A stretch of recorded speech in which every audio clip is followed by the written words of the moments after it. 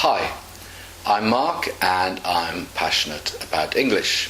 This is mini lesson number 8 and you can find it on YouTube, Facebook and from my website passionateboutenglish.com.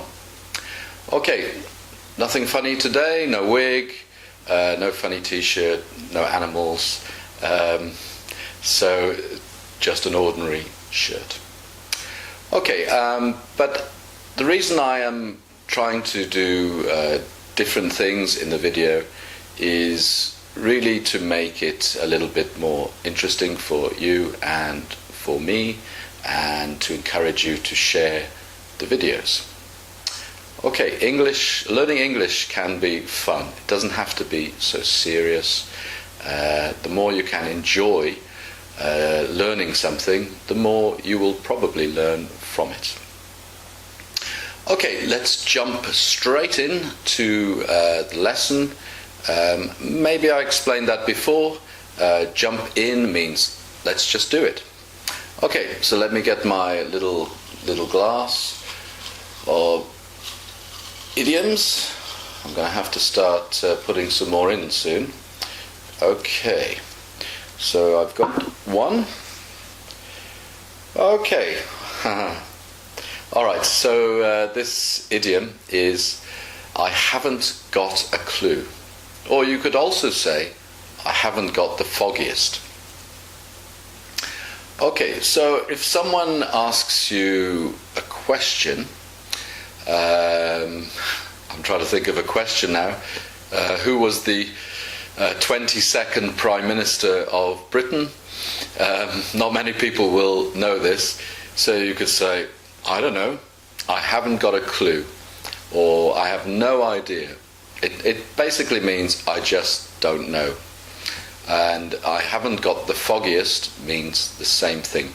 Fog is sometimes you can see, or you can't see actually, because the air is quite dense with water vapor, so your vision you can't see so far, and it often happens maybe when you are driving and you can't see so far ahead of you because of the fog, or also the mist.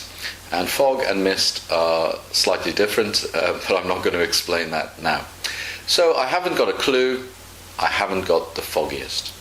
Okay, again, very useful idiom if someone asks you a question and you really have no idea, you absolutely don't know the answer to their question.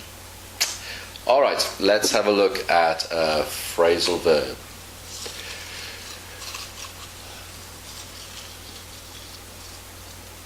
Okay,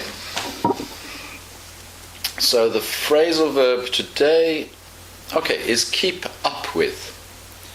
Okay, again, very useful. I'm only putting useful idioms, phrasal verbs and collocations in my little glasses. So if you, let's use me as an example. Are you keeping up with these lessons? Are you following these lessons? Are they too difficult for you? To keep up with means to understand and to not fall behind. That is another phrasal verb. So it's not too easy and it's not too difficult. So you are managing to understand, to follow, etc. So to keep up with my lessons. It can also mean actually that because I'm doing a lesson every day, maybe you're very busy and you don't have time to watch the lesson every day. So keep up with means to do something on schedule or at the right time. So to keep up with my lessons would mean to have watched all the lessons. Okay, that's your phrasal verb. As always, I would recommend checking the idiom, the phrasal verb and the collocation in a dictionary or on the internet, just so you become a little bit more familiar, you understand. I don't want to say too much because the video would be too long. but it's just to give you some idea of what these things mean, and if you can look them up and maybe remember what I've said, it's got to sink in a lot more easily. I think I explained sink in a previous mini lesson. Okay, the collocation is, okay, a heated conversation. Okay, if your room is heated, it means it's warm. You've put the boiler on or the radiators on, and the room is warm. Okay, and conversation, of course, you know. So a heated conversation means it's not very easy. You're probably arguing or discussing things very strongly. And of course, very often we have a heated conversation about politics, or about climate change, or something that the two people, or could be more than two people of course, don't agree on. So one person is saying one thing, the other person is saying another thing, and it's a discussion, but because they don't agree, it's quite a strong discussion. Well, it could be an argument, but it's more a strong discussion. So we call that a heated argument. Okay, time for a joke or two.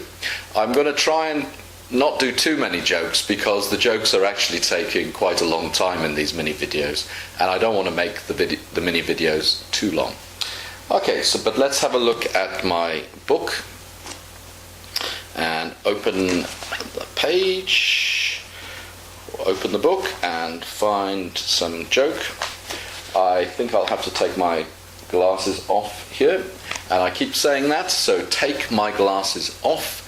Obviously the more I repeat this, the more it will sink in, and hopefully you'll start using these more often.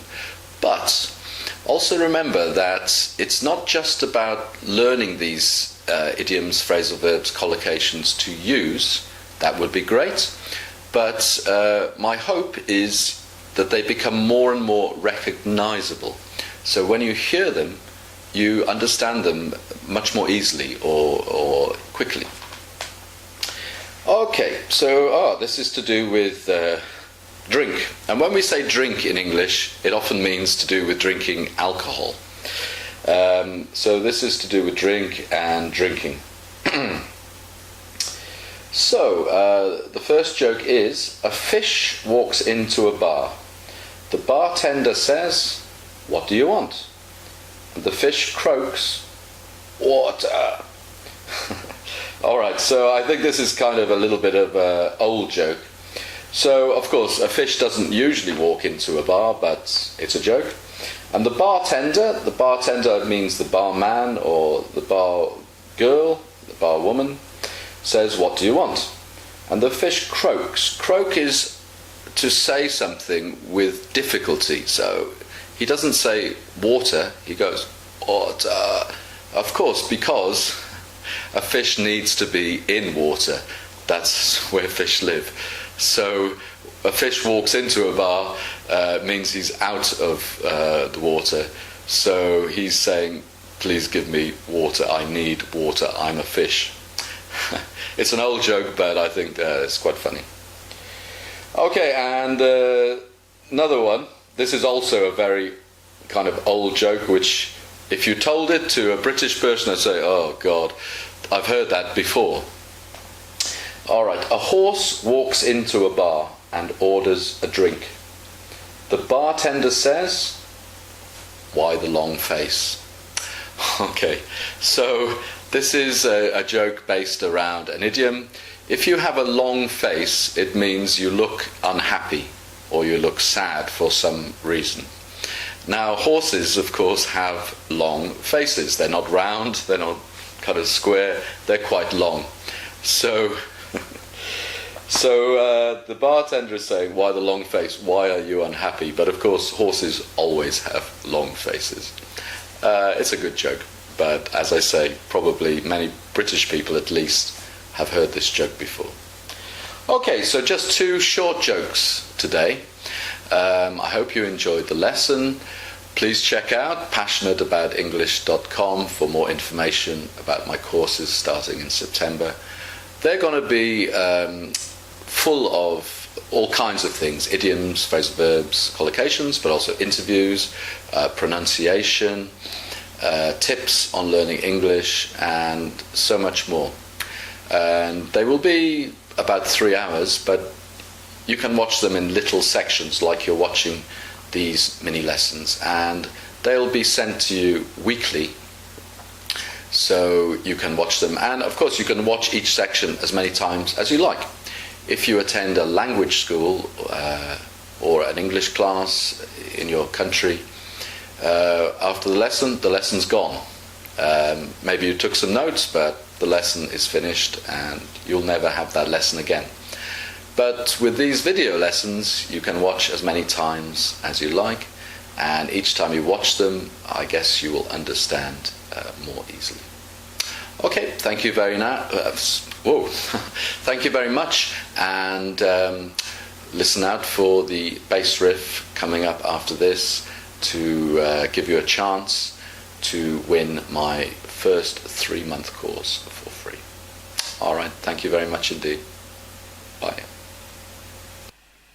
Okay, so here we go with the bass riff for today's lesson. Before I start, I just wanted to say a big thank you to a guy called Paul Wolfe in London.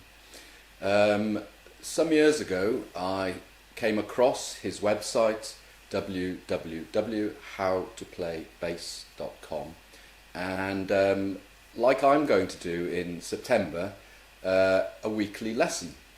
And each week he would send me the password and I could download the video, the PDF, and some backing tracks, and I found it very, very useful. And as I've said before, of course, if you have a bass lesson with somebody, when the lesson's over, it's over. But with the internet lesson, I could just watch it as many times as I liked and do it in my own way. So thank you, Paul, at howtoplaybass.com. Okay, so today's bass riff is very easy. It's only 2 notes, and I'll just turn the volume up, and here we go.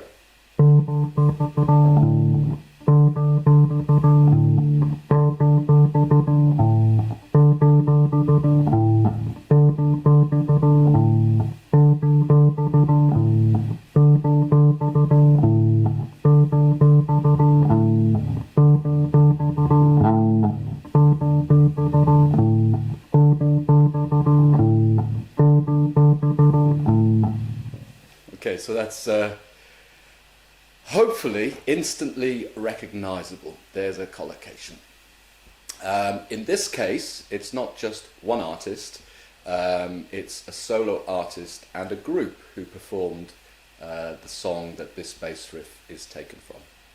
Okay, thank you very much, and I'll see you in the next lesson.